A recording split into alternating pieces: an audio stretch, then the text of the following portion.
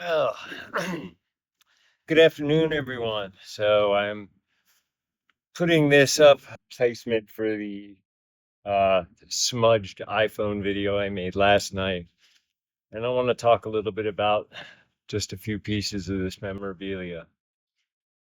As you all know, I have been ceaselessly working for 4 years now, trying to establish and build a sustainable business, and it hasn't been easy. I've made tons of mistakes, which I own as a grown man. And I'm finally in a place where after 4 years, I feel truly welcome and can get a fresh start. Um, there's only one problem. I am literally days away from losing access to critical services like my car insurance, phone, all that stuff. And all I want to do is get to a point where I can pay for my website fees for a year, my Zoom fees, all these bills that just slowly eat away at me that keep me from saving money. And when I'm constantly worried about finances, that energy is being wasted. And um, even though I've had more students than ever with Pay What You Will, I still need some more. And in fact, I need a bit more help than that. So the memorabilia. So I have been a keeper of this stuff for over 20 years. As you know, I auctioned off quite some illustrations earlier in the year. But in order to give me that fresh start to where I can get caught up on bad car payments, pay off my car insurance for a year, after consulting with my father, uh, I've been given permission to let these go to somebody or group of people who want to see them preserved and shown and displayed the way they're meant to be, not just in a box that I have carried around for 20 years and then doubled in size when my mom passed 5 years ago. And then elders who have given me photo albums full of photos from the early 80s, which will be part of the digital museum. I've got those as well now, too. So, just a couple of the things that I'm offering. One of the first copies of The Search, um, this one dedicated to my mom. Um, I have quite a few of my father's handwritten passages, journal entries, sit spot journals, things like that.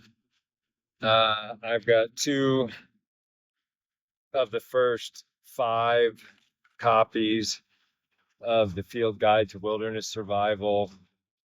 I've got a number one copy of Edible Medicinal Plants.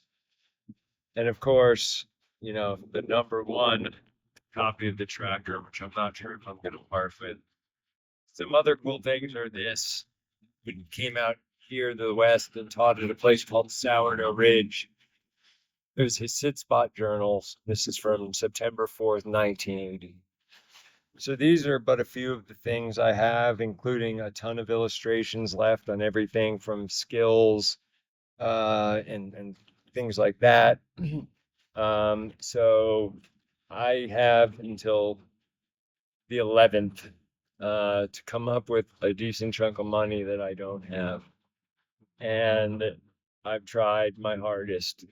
But due to the fact that many of my choices over these last 2 years have been influenced by information I was fed that was false or misleading, here's where I find myself.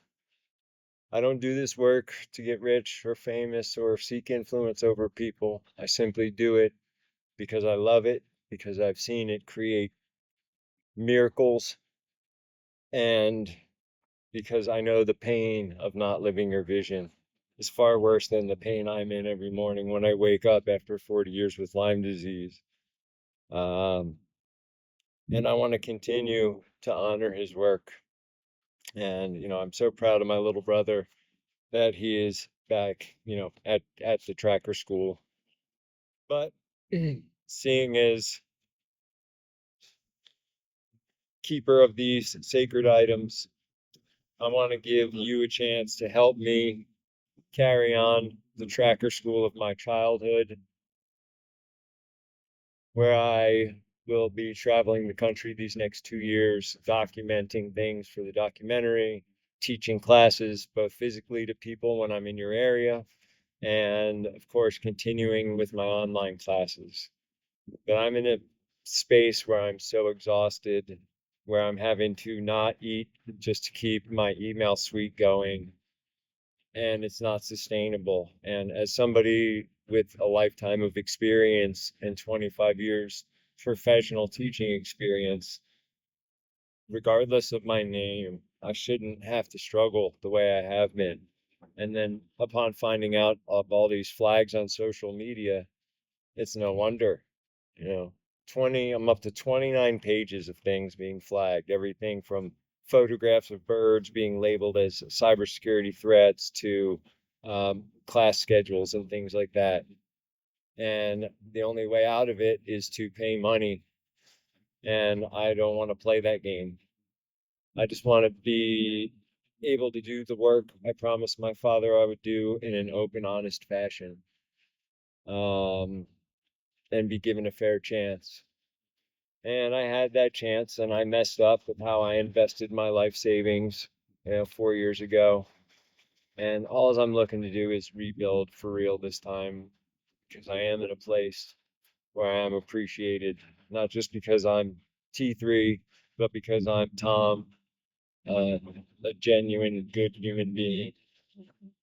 So keep that in mind when you're thinking about whether or not to help me propel this into the future, because I have 3 or 4 days until I lose access to my ability to spread my message, through Starlink and through my phone and everything else.